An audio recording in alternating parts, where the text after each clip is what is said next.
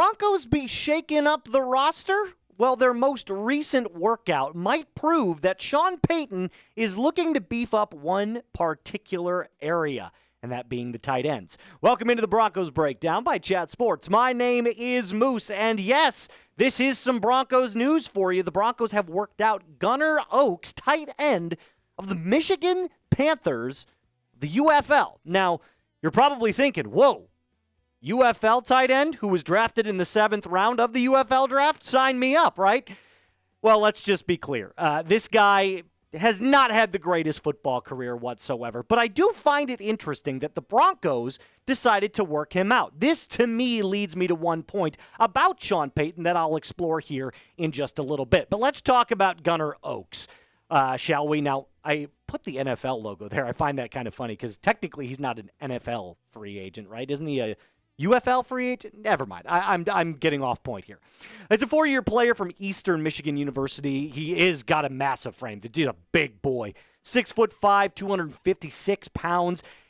Those are his numbers for last year in the UFL, by the way. 14 receptions, 162 yards, and only 2 touchdowns. Now, his primary role when he played for the Panthers last year was blocking. He wasn't a stretch-the-field sort of tight end player. He wasn't going to be like your Evan Ingram or your Travis Kelce, TJ Hawkinson. This is a very tried-and-true, almost like an extra offensive lineman that just happens to have a slightly better set of hands. He was primarily used for run blocking, but 6'5", 256 pounds. He's throwing that weight around like nobody's business. So I think, after watching a little bit of the game film that I could find on him and studying up on what his former coaches have said, this is a guy that can easily plug up another hole on your offensive line, which, of course, can only do good things for your offensive line if you are using him the correct way. Now, before I get even further onto what Sean Payton, I believe, is trying to do with these tight ends, we are 30 subs away from beating the 2025 May sub record. And I got to clap it up to you guys. You really have shown up for me in my first 6 weeks, and I cannot thank you enough. You are awesome. You are some of the best fans in the NFL. So if you haven't already, hit that subscribe button. Let's beat the May record. All right. Little pros and cons for you for Gunnar Oakes. By the way, super cool name, don't you agree? So he does have that massive frame and size to plug up holes on the offensive line. That's a great thing. He actually has some surprising agility and athleticism for his size. Now, I don't want to make the mistake of saying that he's fast. He's not. He just moves a lot quicker than you would initially give him credit for. And he seems very comfortable when he is running routes out in the seam. That seems to be like his most comfortable area. He's not really a flat out, tight end guy. He's more of like, I'm going to come up the middle of the seam, and because I'm such a big body, I can take hits over the middle of the field and still come down with the football. Now, I mentioned before, Sean Payton, what I believe his goal is here is that he is going quantity over quality of tight ends.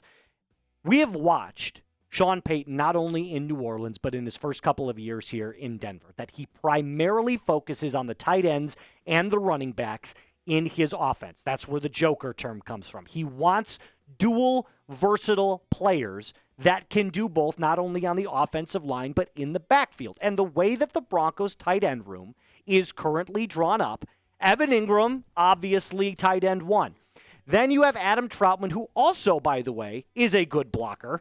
So that's where I also believe the cons kind of come in here for Mr. Gunnar Oakes, is that they already have a decent blocking tight end. And then Nate Atkins is kind of that hybrid tight end, can also line him up in the backfield, maybe like a hybrid fullback position. And then Kroll is also very raw and athletic. And of course, I can't forget Caleb Lohner as well, the 7th round pick that we took in this year's draft, who out of all of the players, including Evan Ingram, probably has the most upside because of his given athleticism as a college basketball player. But Sean Payton then was quoted about the tight end room and the stockpiling of weapons. And I found this very, very interesting. We are trying to put together the best team that we can, and there are a lot of ways to help a young quarterback. That last part right there, a lot of ways to help a young quarterback. What is a quarterback's best friend? It's a tight end. So getting Evan Ingram and having a bevy now, a huge rotation of tight ends, seems to be something that Sean Payton holds in high value. Now, remember, the Broncos have not signed Gunnar Oakes yet, so he has not officially made the team. But I find it interesting that about all the players that you're bringing in for workouts, the one that you bring in right now is a tight end, considering how poorly the Broncos tight end room performed last year and how much Sean Payton actually puts emphasis on the tight end. So it's clear he wants quantity, he wants a rotation, he wants anybody at that position that can add value to the team, which leads me into my next question. Should the Broncos add another tight end? And remember, this is not to compete for Evan Ingram's job. Hell, probably not even Adam Troutman's job. But could this be a tight end 3, 4, and hell, maybe even keep him on the practice squad and call him up if there's an injury? Either way, let me know in the comment section down below. I'm going to say yes, they should. But if you're bringing in another tight end, it has to be in this capacity where they're not going to see a lot of field time right away. It's just another body that you can have in case of emergency. All right. The second part of this video, I do want to address what ESPN was talking about with Bo Nix, because they completely disrespected him in his given year 2 stat line projection, which I thought was just incredulous. But before I tell you about that, the 4th of July is right around the corner. And if you're feeling patriotic just like me, you're going to go over to Fanatics right now, use this link, and take a look at this Broncos 4th of July t-shirt. It is swell. I love sporting not only my favorite teams, but I also really love sporting my favorite flag, the United States flag. So if you can combine the two of those, it would be amazing. So do me a favor, go ahead, take this link that I've put in the comments and description of today's video and start shopping today. It's only $29.99. You're not going to find a much better deal this close to the 4th than that. Again, chatsports.com/4th made it super easy for you. Just click that link in the comments and description of today's video.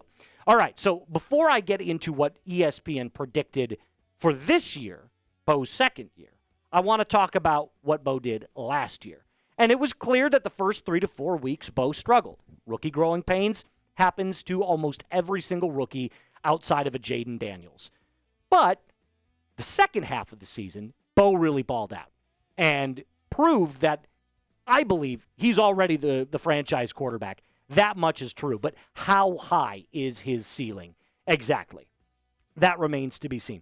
ESPN then came out and said this about Bo's second year. Excuse me. Oh, sorry. I couldn't breathe there for a second. ESPN came out and said this about Bo's second year projections. This is their projections. 4,000 yards, which I don't have a problem with. 27 touchdowns, 12 interceptions. This take blows more than wind. Like, we all agree his rookie numbers were better than this. Maybe not in passing yards, but he had more touchdowns and threw the same amount of interceptions. I find that to be ridiculous. They are not giving into account that the Broncos not only got better as a team, but Bo is now entering into year 2 under Sean Payton's offense. And if we can take what Sean Payton has echoed throughout OTAs and minicamp, Bo has gotten significantly better. So why on earth ESPN would predict a sophomore slump is beyond me. Can we all just take a moment to acknowledge that the Bo Nix disrespect is outrageous? Now, I'm not saying he's the number 1 quarterback in the NFL. Don't get it twisted. I'm not saying he's better than Lamar or Josh Allen or Patrick Mahomes at this very moment. But you cannot tell me that with this coaching staff, every single weapon getting better, his relationship with Courtland Sutton, and now getting him a new tight end in Evan Ingram, plus a better running game, you mean to tell me he's going to have worse numbers than he did last year? Give me a break. So I decided to give you my projections for Bo heading into year 2. A completion percentage of 63 or 67.3. I think that they were kind of right on the money about 4,000 yards. I'm going to take the slight over, 4,023 yards passing. 33 touchdowns to 9 interceptions. Now, these numbers right here would indicate, at least to me, that this would be top 5 in MVP voting. And shocker, here's my hot take, he does finish top 5 in MVP voting. And if you join us later for our Broncos live coverage, which airs every single Tuesday, 4 p.m. Central, 3 p.m. Mountain Time, I'm going to do a bold predictions video during one of our takes. So maybe I'll throw this one in there as well. Either way, if you agree with this hot take, give me a yes or no in the comment section down below. I say it's not. Is it hot? No. Is it cold or just kind of like lukewarm? No, I would say it's perfectly comfortable. Either way, let me know in the comment section, like I said, down below. That's going to do it for us on today's episode. Remember to join me later, 4 p.m. Central, 3 p.m. Mountain Time for Broncos Live. I will see you there, my friend, and as always, be cool.